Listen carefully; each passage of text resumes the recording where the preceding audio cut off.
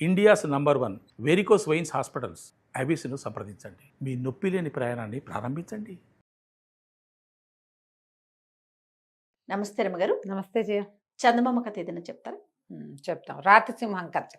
పూర్వమట ఒక పల్లెటూరులో ఓ ఇద్దరు అన్నదమ్ములు ఉండేవాళ్ళట. ఉంటే తండ్రి కొంతకాలం ఉండి గతించాడు. ఆయన ఏం చెప్పాడు, అన్నదమ్ములు ఇద్దరిని పంచుకుని తినండి అని చెప్పాడట. అన్నయ్యకి పెళ్ళైపోయింది, అన్న వదిన ఉన్నారు. పంచుకోవడం అంటే ఏం పంచుకుంటాం, పనులు పంచుకుంటారు. ఏ అన్నదమ్ములు డబ్బులు పంచుకునే వాళ్ళు కనపడేవాళ్ళు కాదు ఈ పల్లెటూళ్ళలో, దుర్మార్గులుగానే ఉండేవాళ్ళు ఎక్కువ. ఎందుకనో కథల్లోనే అలా కనపడుతుంది. అయితే ఏమైంది, ఈ కొన్ని రోజులు గడిచాక ఆ వదిన రోజు అనేది ఏంటి పనంతా పెద్ద పనులన్నీ మీరు చేస్తున్నారు, వాడి పిల్ల పనులు చేస్తున్నాడు, వీడిని ఎందుకు పోషించాలి మనం అంటుండేది. అనగా అనగా అనగా అనగా తమ్ముడిని అన్నయ్య అన్నాడు, ఒరే నాయన, ఇక నేనే నిన్ను పోషించడం ఎట్లా, నీ పొట్ట నువ్వు పోసుకో, నీ దారి నువ్వు వెళ్ళు, ఏదైనా పని చేసుకో, నా మీద ఆధారపడి ఉండద్దు. ఈ పొలం పుట్ర ఇల్లు వాకిలి ఏవో కొద్దిగా ఉన్నాయి, ఉన్నవి నేను చూసుకుంటా, నీ దారి నువ్వు వెళ్ళమన్నాడు. కుర్రాడికి ఏం చేయాలో తెలియలే. అన్నయ్య వెళ్ళిపోమంటున్నాడు. సరే, అక్కడ పెద్దగా వాళ్ళకు ఉన్నది ఏం లేదు, ఆ ఉన్నది చెరసగం, కానీ అన్నయ్య ఆ మాట ఎత్తటల్లా, ఇదంతా నేను నాదేనంటున్నాడు. సరే, తమ్ముడు ఏం చేశాడు, వాళ్ళ అమ్మకి చెప్పాడు, అమ్మ అన్నయ్య నన్ను వెళ్ళిపోమంటున్నాడే ఇంట్లోంచి, మరి నేను అటు కొండ దిగి అవతల ఊర్లో ఏదైనా పని చేసుకుని బతుకుతానమ్మా అన్నాడు. వాళ్ళ అమ్మ అంది, నాయన ఇవాళ నిన్ను బొమ్మన్నాడు, రేపొద్దున నన్ను బొమ్మంటాడురా, నువ్వైతే ఏదో కాయ కష్టం చేసుకుని అన్నం తింటావు, నేనేం చేస్తాను, మరి నా వల్ల కాదు కదా, నీతో ఉంటా, నీకు అన్నం వండి పెట్టాలి కదా, నీ పెళ్ళి అయ్యేదాకా నేను చూసుకోవాలిగా, నేను చూసుకుంటాను, నన్ను నీతో తీసుకుపోరా, నన్ను ఇద్దరం కలిసి వెళ్ళిపోదాను రా. తమ్ముడు చెప్పాడు, అమ్మని తీసుకెళ్తాను నాతో అంటే, ఆ కోడలు సంతోషించింది, ఇక అత్తగారి పెత్తనం ఉండదు, హాయిగా ఇల్లంతా మనమే ఏలుకోవచ్చు అని సరేనన్నారు. చిన్న కొడుకు తల్లి కలిసి బయలుదేరారు. ఒక ఎత్తైన కొండ ఉంది వాళ్ళ ఊరు దాటాక. ఆ కొండ దిగువన ఇంకొక ఊరుంది, వీళ్ళది చిన్న ఊరు, అవతలది కొంచెం పట్టణం. ఈ కొండ మీదకి వెళ్ళి సగపడి దిగుతుంటే వాళ్ళకి ఒక పురాతనమైన ఇల్లు ఒకటి కనపడింది. ఎవరో కట్టుకున్నారు పాతకాలంలో, బంగ్లా లాంటిది, పెద్దది కాదు, ఈ వేసవి విడుదలుగాను అలాగూ కట్టుకునేవాళ్ళు అప్పట్లో.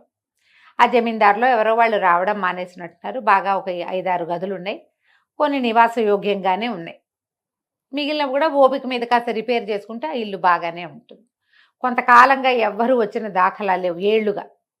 తల్లి కొడుకు ఏమనుకున్నారు, సరే 2 పూటలు శుభ్రం చేసుకుని ఇక్కడ ఉందాము అని అనుకున్నారు. తల్లి మంచి పనిమంతురాలు, ఆవిడ చకచక ఇల్లు వాకిలి బాగు చేసింది. పిల్లాడు కూడా గట్టివాడే, బరువు పనులు చేసేవాడే. ఇల్లంతా సవరించుకున్నారు. చూస్తే లోపల ఏదో కుండా చట్టి కూడా ఉన్నాయి, మంచాలు ఉన్నాయి, పాత పడిపోయినాయి, కానీ పడుకోవడానికి వండుకోవడానికి ఏమి ఇబ్బంది లేదు. పొయ్యికి ఏముంది, కొండ మీద 4 చితుకులు పెట్టి 2 రాళ్ళు పెట్టుకుంటే మంట పొయ్యి, గిన్నెలు అయితే ఉన్నాయి. సరే, కుర్రాడు ఏమన్నాడమ్మా, అటు కొండ మీదకి వెళ్ళి ఏమైనా కొంచెం చెట్లు కొట్టుకుని ఊళ్ళోకి తీసుకెళ్ళి కట్టెలు అమ్ముకొస్తానమ్మా అన్నాడు. తల్లి ఏం చేసింది, వచ్చేటప్పుడే తమ సామాన్లతో పాటు ఇన్ని బియ్యం, పప్పు, కూర అన్నీ పట్టుకొచ్చింది. పప్పు ఉప్పు తెచ్చింది. అన్నం పప్పు వండుకుని తిన్నారు. ఆ పొట్టు పడుకున్నారు. మర్నాడు పొద్దున ఏం చేశాడు కుర్రాడు, కొన్ని చెట్ల కొమ్మలు అవి ఎండు కొమ్మలు అవి కొట్టుకుని 2 మూటలు కట్టుకుని కొండ మీద నుంచి దిగి ఆ ఊళ్ళోకి వెళ్తున్నాడు. ఊళ్ళోకి వెళ్తుంటే వాడికి ఆ కొండ కొస మీద ఒక రాతి సింహపు బొమ్మ కనపడింది. ఓ ఏమిట్రా అని బాగా చూస్తే అది సింహం ఎట్లా ఉందంటే, చక్కటి సింహపు ముఖం, ఎవరో చెక్కారు. ఒకవేళ ఈ కొండ దేవుడు కాబోలు, ఈ కొండ దేవుడు అవటం వల్లే, కరుణ వల్లే దొరికినాయి ఇన్ని అమ్ముకోవటానికి అని అనుకుని, సరేనని అక్కడ దండం పెట్టుకుని ఇక చెట్ల కొమ్మలు 2 మోపులు కట్టాడుగా, 2 మోపులు ఊళ్ళోకి దిగి వెళ్ళి అమ్ముకున్నాడు. సాయంత్రానికి డబ్బులు వచ్చినాయి. డబ్బులు పుచ్చుకుని వస్తూ ఏం చేశాడు, నూనె, ఒత్తులు, ఒక పాత ప్రమిదలు కూడా కొనుక్కొచ్చుకున్నాడు. ఈ ఇళ్ళల్లా వెతికితే ప్రమిదలు కూడా దొరికినాయి, సామాన్లు ఉన్నాయి కదా, ఎవరిదో పెద్దవాళ్ళ ఇల్లే అది. వీడేం చేశాడు, మర్నాడు ఈ కొండ మీదకి వెళ్ళేటప్పుడు చెట్ల కొమ్మలు కొట్టుకోవడానికి మళ్ళీ వెళ్తున్నాడు, కావాలిగా రోజువారీ డబ్బు అవసరం కదా. ఈ రాతి సింహం దగ్గర ఆగి దండం పెట్టుకుని తెచ్చుకున్న నూనె ఆ కుందులో పోసి ఆ 2 ఒత్తులు వెలిగించి దండం పెట్టాడు. దండం పెట్టేసరికల్లా ఆ సింహం లోపల నుంచి మాటలు వినిపింటాయి, ఎవరినైనా నువ్వు అని. వీడు పదే పదే దండాలు పెట్టి, అయ్యా నేను ఇక్కడ నివాసం ఉండటానికి వచ్చాను, మరి మిమ్మల్ని చూసి దైవంగా భావించా, నిన్న దండం పెట్టాను, నిన్న చేతి 2 కట్టెలు దొరికినాయి, ఇవాళ కూడా చేతి 2 కట్టెలు దొరికినాయి, నిన్న శుభ్రంగా తిన్నాము, డబ్బులు మిగిలినాయి, అందుకని మీ వల్లే నాకు ఇది లభించిందని దీపారాధన చేసుకుంటున్నాను స్వామి అని చెప్పాడు. చెప్తే సింహం అంది, అది రాధసింహం, ఓ పంచి వెదురు బుట్ట ఒకటి పట్టుకురా, రేపు వచ్చేటప్పుడు నువ్వు వెతుక్కోకుండా ఉండేలా అంత సంపదిస్తాను నీకు. సరేనన్నాడు కుర్రాడు. అప్పటికి 3వ రోజే వాడు మర్నాడు ఏం చేశాడు, ఈ కట్టెలు పుచ్చుకొని పోయాడు ఊళ్ళోకి. అమ్మేసి వచ్చేటప్పుడు అంత వెదురు బుట్ట కొనుక్కొచ్చుకున్నాడు. బుట్ట ఎందుకురా అందుకని వాళ్ళమ్మ ఏ ఆకులు ఆకుకూరలు కోసుకురావడానికి గోంగూర అవి ఉన్నాయి, కొండ గోంగూర అవి కోసుకొస్తాడు, అదే అందుకు బుట్ట తెచ్చాడు అనుకుంది. తల్లి పెద్దగా దానికి అడగల. మర్నాడు మళ్ళీ వీడు దీపము నూనె పుచ్చుకుని వెళ్ళి, దీపం కుంది అక్కడే ఉంది, నూనె ఒత్తులు పుచ్చుకొని వెళ్ళాడు, ఈ బుట్ట పుచ్చుకెళ్ళాడు. నూనె పోసి ఒత్తులు వెలిగించి ఆ బుట్ట పుచ్చుకుని వచ్చానండి అని దండం పెట్టాడు. సింహం అంది, నా నోటి కింద పెట్టు ఈ బుట్టని, దీన్ని మొహర్లతో నింపుతాను, కానీ కింద పడకూడదు, బుట్ట నిండేటప్పుడు చెప్పు, మొహరు కింద పడిందా నీకు చాలా కష్టాలు వస్తాయి అని చెప్పింది. సరేనని ఆ బుట్ట సింహం నోరు కింద పెట్టాడు. సింహం నోరు ఇట్లా అని గర్జనలాగా నోరు తెచ్చింది, నోట్లో నుంచి జల జల జల జల బంగారు కాసులు రాలిపడ్డాయి. బుట్ట నిండిపోతోంది. కుర్రాడు బుట్ట నిండిపోతోందండి అన్నాడు. అనగానే టక్కిన ఆగిపోయింది. ఇవి తీసుకుని పో, నీ బతుకు నువ్వు హాయిగా బతుకు. ఆ మొహర్లో ఉన్న బుట్ట తీసుకుని కిందకి దిగెళ్ళిపోయాడు. తల్లి నిర్ఘాంతపోయింది. ఇంత డబ్బా, ఏనాడు బంగారు కాయను చూసిన వాళ్ళం కాదు మనం, ఇదెక్కడిదిరా, ఇది ఎట్టా వచ్చిందిరా అంటే, అమ్మాయిగో ఇది ఇట్లా జరిగిందన్నాడు. చాలా భయపడ్డాడు. కానీ భయపడింది కానీ అమ్మ సరేనని ఊరుకుంది. కుర్రాడు ఏం చేశాడు, శుభ్రంగా ఊళ్ళోకి వెళ్ళి 4 మనుషులను తెచ్చి ఇంటికి సున్నాలు వేయించి ఇల్లంతా బాగు చేసుకుని చుట్టూతా కోరడి కట్టి ఇంట్లోకి కావలసిన సామాన్లు కొనుక్కుని ఒక 1 డజన్ మేకలు, ఓ 4 గొడ్లు కొనుక్కుని డబ్బులు తినేద్దాం అనుకోలే వాడు. చక్కగా హాయిగా ఉండటం మొదలుపెట్టాడు. మేకలను కోసుకెళ్తున్నాడు, తోలుకెళ్తాడు, ఆవులను తోలుకెళ్తాడు, గొడ్లు తోలుతాడు. సాయంత్రం అయ్యేసరికి పాలు పిండి ఊళ్ళోకి తీసుకెళ్ళి పోసేస్తాడు. మొహర్లు సగం ఖర్చు అయినా కొన్ని మొహర్లు లోపల ఉన్నాయి, రోజువారీ డబ్బులు వస్తున్నాయి. నీకు ప్రతిరోజు పాడి బయటికి వెళ్తుంటే డబ్బే కదా వచ్చేది. చక్కగా ఉన్నాడు పచ్చగా. ఈ కొండ ప్రాంతం నుంచి దిగి పై ఊరు వెళ్ళే వాళ్ళందరూ చూశారు, చిన్నవాడు బాగున్నాడు బాగున్నాడని. ఎవరో 2-3 పెద్ద మనుషులు, మీ వాడికేమో బ్రహ్మాండంగా ఉన్నాడు, కొండ మీద ఏదో ఇల్లు పెట్టాడు, ఇల్లంతా బాగు చేశాడు, మరి గొడ్లు ఉన్నాయి, నేడో రేపో పిల్లనిస్తారు ఎవరైనా వాడికి, వాడి పని పసందుగా ఉందన్నారు.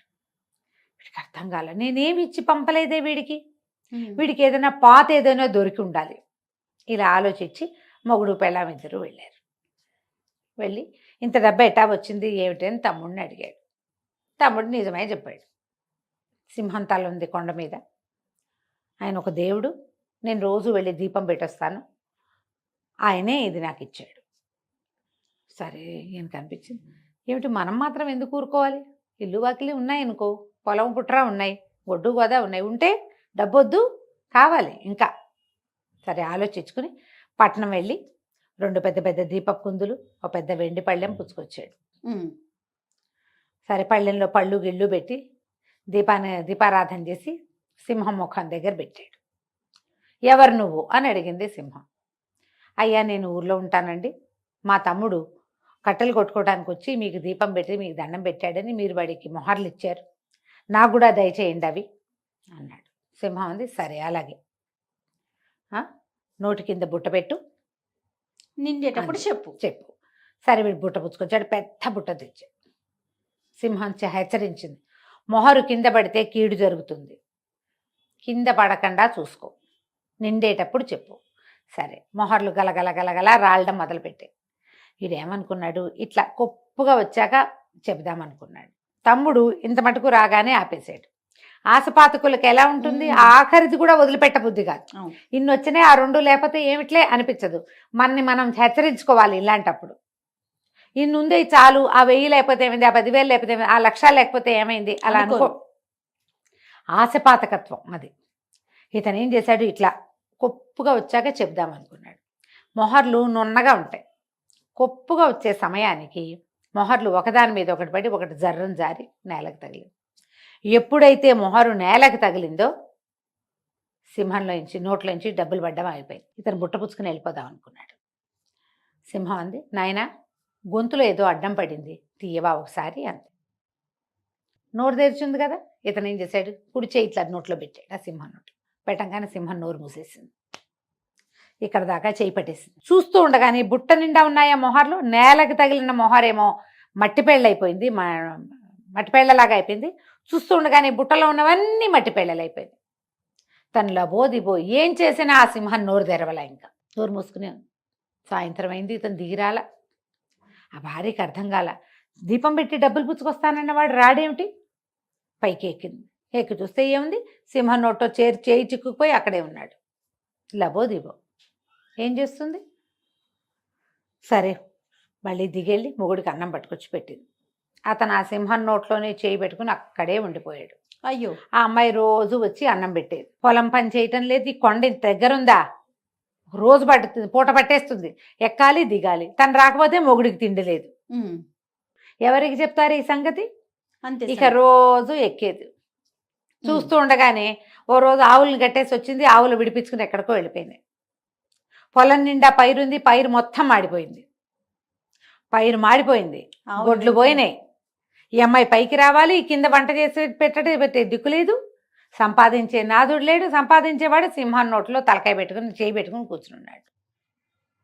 ఇక లబలబల ఆడిపోతూ ఉండేది. 5 రోజులు 8 రోజులు గడిచాక భార్య ఏడ్చుకుంటూ వచ్చింది. ఏమండి, మన ఇంట్లో ఏమీ లేవు, కుండలు కూడా పగిలిపోయినాయి, ఆఖరికి మనం బికారి వాళ్ళం అయిపోయాం, అత్యాశపడి ఈ పని చేసావు నువ్వు అనేసరికి మన సొమ్మంతా పోయిందా అన్నాడు. అనగానే సింహం పక్క పక్క పక్క పక్క నవ్విందట నోరు తెచ్చి. ఆశపాతకులకి ఏమవుతుంది? మొదటికి మోసం వస్తుంది. అంతే కదా. అత్యాశ పడితే ఇలాగే జరుగుతుంది. ఉన్నది చాలు, ఏముందో దాంతో సరిపెట్టుకుందాం, సంపాదించినా ఇంకా ఇంకా ఇంకా అనుకుంటే మొదటికే మోసం వస్తుంది. ఎప్పుడైతే ఈ సింహం నోరు తెరిచిందో బతుకు జీవుడా అని చెయ్యి కప్పుకొని లాగేసుకున్నాడు. చెయ్యి అంతా కొంచెం నజ్జునజ్జుగా అయ్యింది, కానీ పర్వాలేదు, అమ్మయ్య ప్రాణాలు నిలబడ్డాయి రా దేవుడా అని ఆ రాతి సింహానికి ఒక దండం పెట్టి దిగి తమ్ముడింటికి నడుచుకుంటూ వెళ్ళారు. వెళితే చెయ్యంతా నలిగిపోయిందిగా. తల్లి చూసే లపలపలాడింది. ఏమిట్రా నాయన ఇట్లా అయిపోయిందంటే, బోరుమని ఏడిచి నా అత్యాశ వల్లే నాకు ఇట్లా అయింది, వీడికి ఏమి ఇవ్వకుండా పంపించినా వీడు సంపాదించుకున్నాడు బుద్ధిమంతుడయ్యి, నాకు బుద్ధి లేక నేను ఇది చేశాను అంటే అది కోడలు కూడా ఏడ్చింది. గిన్నెలు చట్లు కూడా పగిలిపోయినాయి, గుడ్లు వెళ్ళిపోయినాయి, పంటలు మాడిపోయినాయి, ఇంట్లో ఒక్క వస్తువు లేదు, ఎలుకలు తినేసాయి, బియ్యము ధాన్యము వీళ్ళ దగ్గర పప్పులు ఉప్పులు మొత్తం పోయినాయి అత్యాశ వల్ల అనేసరికి తమ్ముడు అన్నాడు, 2 రోజులు ఉండి చేయి మానేదాకా అని చెప్పి తన దగ్గర ఉంచుకుని అన్నయ్య కొంచెం స్వస్థత చెందాక తన గొడ్లలోంచి 4 గొడ్లు, తన మేకల్లోంచి 4 మేకలు, తన మొహర్లలోంచి 4 మొహర్లు చేతిలో పెట్టి నీ దారి నువ్వు ఏర్పరచుకో అన్నయ్య అని చెప్పి పంపించాడు. ఇతను వాడి తమ్ముడిచ్చిన 4 మొహర్లు పుచ్చుకుని ఆ గొడ్లని మేకల్ని తోలుకుని మొగుడు పెళ్ళం కొండ దిగి ఇంటికి వచ్చేసారు. నిదానంగా మళ్ళీ తమ జీవితాలు తాము స్వాధీనం చేసుకున్నారు. ఆశపాతకంగా ప్రవర్తించద్దు అని చెప్పటం కోసం ఈ కథను చెప్పుకోవచ్చు. చాలా చాలా బాగుంది. నమస్తే. నమస్తే జీ.